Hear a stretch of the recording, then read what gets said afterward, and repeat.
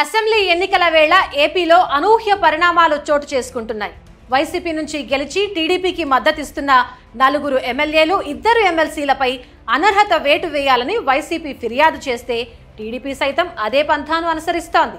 TDP నుంచి గెలిచి వైసీపీకి మద్దతిస్తున్న నేతలపై సైకిల్ పార్టీ, ఫ్యాన్ పార్టీ గుర్తు నుంచి గెలిచి టీడీపీకి మద్దతిస్తున్న వారిపై వైసీపీ అనర్హత అస్త్రంతో దూకుడు పెంచాయి. వైసీపీ నేతలపై అనర్హత వేయాలని అసెంబ్లీ స్పీకర్ తమ్మినేని సీతారాం శాసన మండలి చైర్మన్ రాజును ఆ పార్టీ కోరింది. ఉమ్మడి నెల్లూరుకు చెందిన ఎమ్మెల్యేలు కోటంరెడ్డి శ్రీధర్ రెడ్డి, ఆనం రామనారాయణ రెడ్డి, మేకపాటి చంద్రశేఖర్ రెడ్డి టీడీపీ నుంచి గెలిచి వైసీపీకి మద్దతిస్తున్న 4 ఎమ్మెల్యేలపై అనర్హత వేయాలంటూ ఉమ్మడి గుంటూరుకు చెందిన ఉండవల్లి శ్రీదేవితో సహా 2 ఎమ్మెల్సీలు వంశీకృష్ణ యాదవ్, సి రామచంద్రయ్యపై ఆ పార్టీ నేతలు ఫిర్యాదు చేశారు.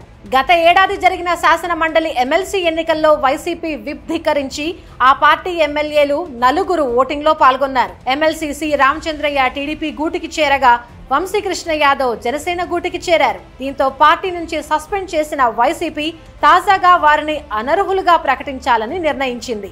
ఓవైపు ఎమ్మెల్యేలు ఎమ్మెల్సీలపై అనర్హత వేటు వేయాలని వైసీపీ భావిస్తూ ఉంటే టీడీపీ సైతం అదే విధంగా ముందుకు సాగుతోంది.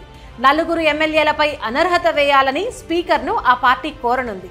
టీడీపీ ఎమ్మెల్యేలు కరణం బలరామకృష్ణమూర్తి, వల్లభనేని వంశీ, వాసుపల్లి గణేష్, మద్దాలి గిరిపై అనర్హత పిటిషన్ ఇవ్వాలని టీడీపీ నిర్ణయించింది.